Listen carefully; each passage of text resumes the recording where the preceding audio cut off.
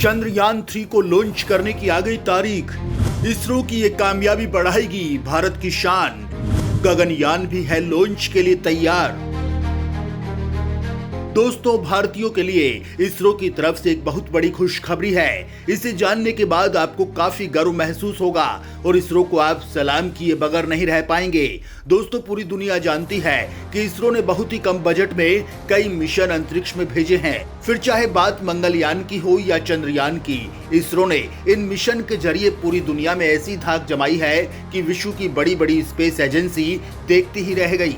हमारे चंद्रयान ने ही सबसे पहले चांद की सतह पर पानी की मौजूदगी के बारे में पता लगाया था।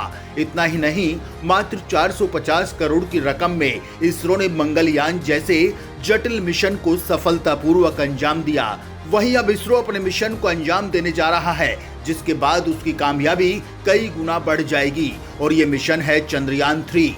इसरो ने बताया कि अगले साल जून में चंद्रयान-3 के प्रक्षेपण का प्लान है। ये भविष्य में चांद की सतह पर खोज के लिहाज से महत्वपूर्ण अभियान है। दोस्तों, चांद को लेकर इससे पहले भेजा गया चंद्रयान-2 मिशन लैंडिंग के दौरान उसका लैंडर विक्रम चंद्रमा की सतह पर दुर्घटनाग्रस्त हो गया था, जिससे इसरो काफी निराश भी हुआ। लेकिन इसरो ने इस नाकामयाबी से सबक सीखते हुए चंद्रयान-3 की तैयारी शुरू कर दी है। तो चलिए जानते हैं कि इस मिशन को लेकर इसरो क्या तैयारी कर रहा है, ये कैसे काम करेगा और इसरो आने वाले समय में किन मिशन की तैयारी कर रहा है।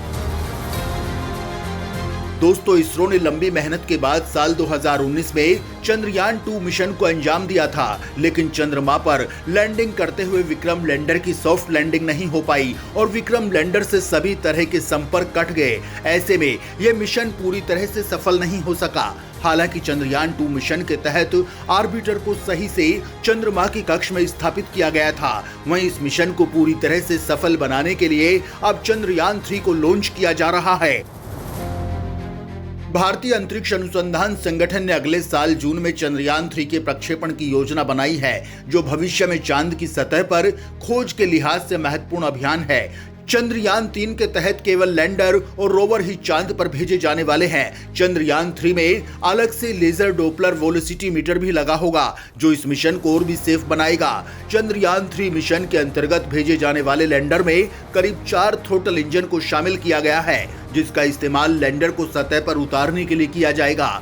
अब तक भारत ने किसी दूसरे ग्रह या उसके उपग्रह पर कोई रोवर लैंड नहीं करवाया। चंद्रयान-3 हमारे इसी सपने को पूरा करेगा। ये मिशन इसरो की आने वाले कई दूसरे बड़े मिशंस के लिए रास्तों को खोलेगा। इसरो प्रमुख एस सोमनाथ ने कहा कि चंद्रयान-3 मिशन को प्रक्षेपण यान मार्क 3 के जरिए अगले साल जून में प्रक्षेपित किया जाएगा। सोमनाथ ने कहा कि C3 तैयार है, ये C2 की प्रतिकृति नहीं है। इस यान की अभियांत्रिकी बिल्कुल अलग है। हमने इसे काफी मजबूत बनाया है ताकि इसमें पिछली बार जैसी परेशानियां सामने नहीं आए। उन्होंने कहा कि इसमें कई बदलाव किए गए हैं। किसी भी उपकरण के विफल होने की सूरत में अन्य उपकरण इसकी भरपाई करेंगे। उन्होंने कहा कि ये रोवर यात्रा की ऊंचाई की गणना करने और खतरे से मुक्त स्थानों की पहचान करने के लिए बेहतर सॉफ्टवेयर से लैस है।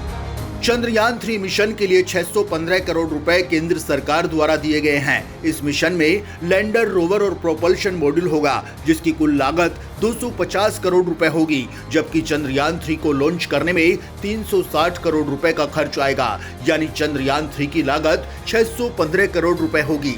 आपको बता दें कि चंद्रयान-2 मिशन के लिए 1000 करोड़ का खर्च आया था, लेकिन इस बार चंद्रयान-3 में ऑर्बिटर नहीं है, इसलिए इसकी लागत 400 करोड़ रुपए कम हुई है।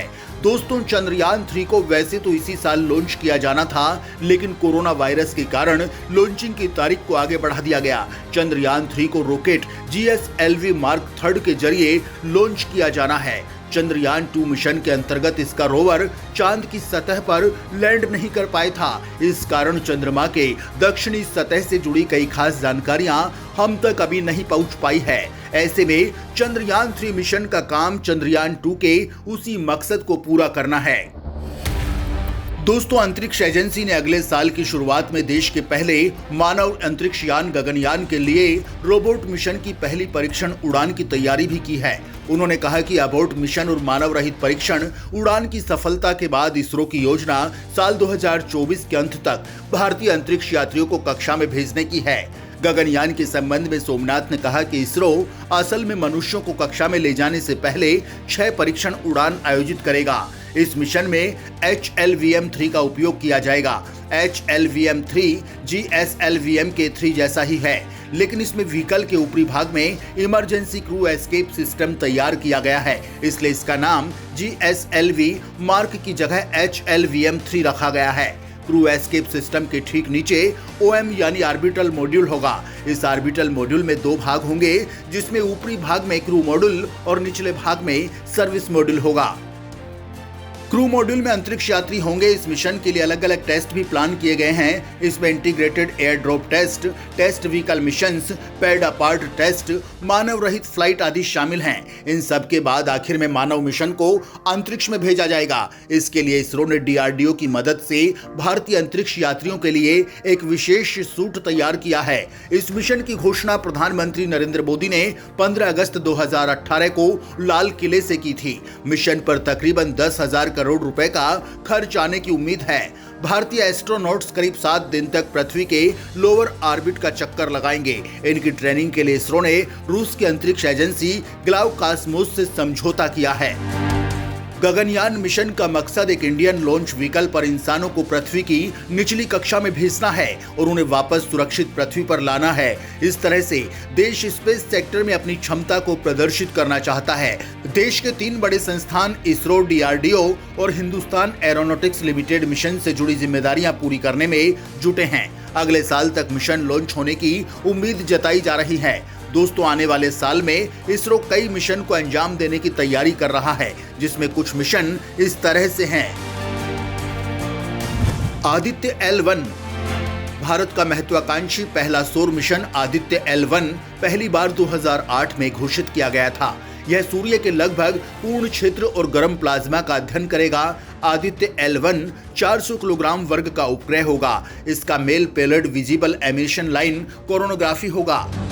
मिशन शुक्रयान-1 इसरो 2024 में वीनस पर पहला मिशन शुक्रयान-1 लॉन्च करेगा और इसी साल चांद पर एक अन्य मिशन की योजना है। वहीं मंगलयान-2 भी 2024 में ही लॉन्च करने की योजना है। हालांकि कुछ रिपोर्ट्स में दावा किया गया है कि शुक्रयान-1 2026 तक टल सकता है। मिशन अवतार इसके साथ ही इसरो का अगला मिशन अवतार यानी aerobic vehicle for trans atmospheric hypersonic aerospace transportation है, जो इसरो की सबसे महत्वाकांक्षी योजना है। इस प्रोजेक्ट के तहत उपग्रहों की लॉन्चिंग के लिए एक ही यान का उपयोग कई बार किया जा सकेगा। ये यान अंतरिक्ष में जाकर उपग्रहों को उनकी निर्धारित कक्षा में स्थापित करके वापस आएगा। इससे बार बार रॉकेट बनाने का खर्च बचेगा। इस प्रोजेक्ट के 2025 तक पूरा होने की उम्मीद है। इस प्रोजेक्ट के पूरा होने पर भारत अमेरिका, रूस और चीन के बाद चौथा देश बन जाएगा जिसके पास ये महारत हासिल होगी। भारत का space station ISRO Gaganyaan mission के बाद भारत का स्पेस स्टेशन बनाने की योजना पर काम कर रहा है। साल 2030 तक स्पेस स्टेशन लॉन्च करने की तैयारी की जाएगी।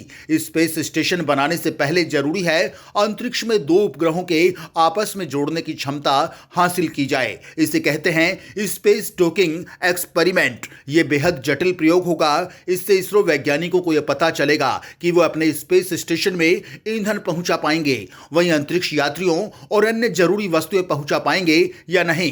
स्पेडेक्स के तहत 2 स्पेसक्राफ्ट 2025 तक PSLV रॉकेट से छोड़े जाएंगे। इस प्रयोग में रोबोटिक आर्म एक्सपेरिमेंट भी शामिल होगा। दोस्तों, इसरो लगातार एक के बाद एक कामयाबी की सीढ़ियां चढ़ता जा रहा है। अगर इसरो के ये सभी मिशन कामयाब हो जाते हैं तो वो भी नासा जैसी एजेंसी के बराबर खड़ा हो जाएगा और फिर वो दिन भी दूर नहीं होंगे जब वो सबसे ऊपर होगा।